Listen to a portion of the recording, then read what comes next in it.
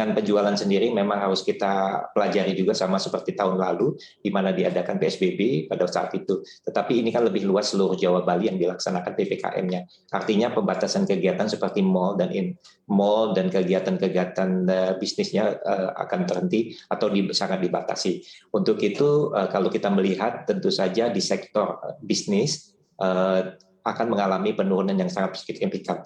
Tetapi di selanjutnya untuk sektor rumah tangga akan mengalami kenaikan, tadi penurunan untuk sektor bisnis, tetapi kenaikan akan terjadi pada sektor rumah tangga karena kegiatan kembali berada di rumah. Jadi work from home atau study from home atau kegiatan semuanya di rumah.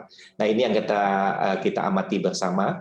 Jadi tetapi kalau kita melihat juga sektor industri kan masih diperbolehkan untuk bergerak, dan ini kebutuhan industri di mana kita tahun lalu juga berhasil saya kira mensubstitusi import menjadi pembuatan dalam negeri. Harapan kita walaupun ada penurunan yang sangat signifikan di sektor bisnis, namun karena adanya kenaikan di sektor rumah tangga dan juga diikuti kenaikan sektor industri, harapannya penurunan itu tidak tajam seperti tahun kemarin.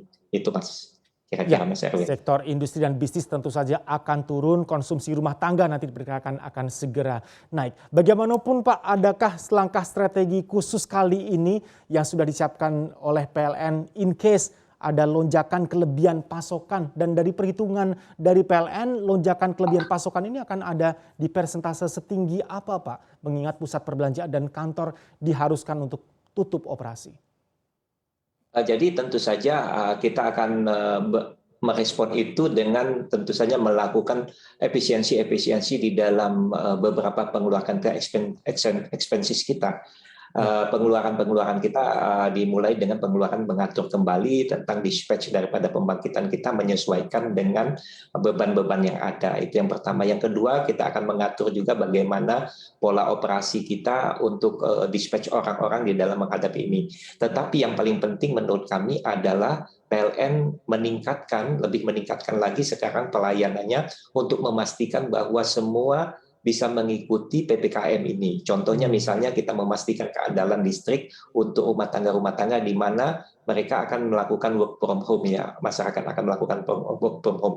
Dan juga untuk kalangan industri yang sekarang masih tumbuh dan kita harapkan terus bekerja, kita akan juga meningkatkan keandalan. Kemudian di sektor misalnya kebutuhan-kebutuhan yang sangat vital, rumah sakit dan sebagainya, oksigen, itu kita meningkatkan keandalan pada sisi itu dan lebih luar biasa lagi, sehingga memastikan bahwa semua berjalan dengan baik.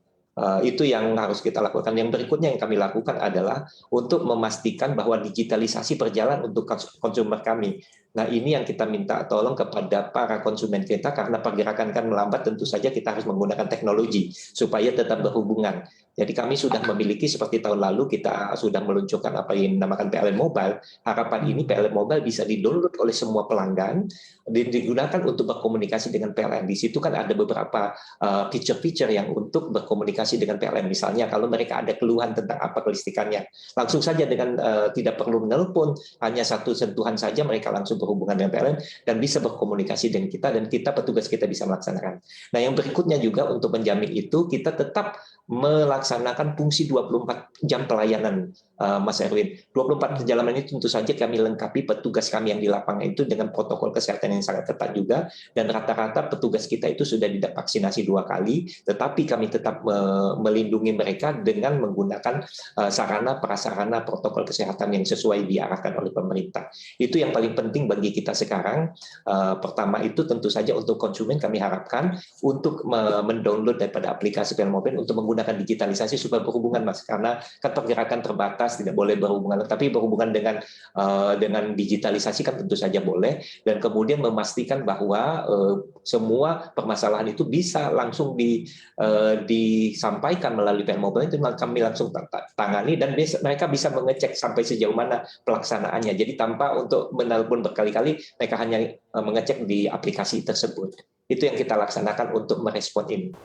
Install aplikasi kami CNBC Indonesia di Google Play Store dan App Store untuk mengikuti perkembangan terkini berita bisnis dan ekonomi.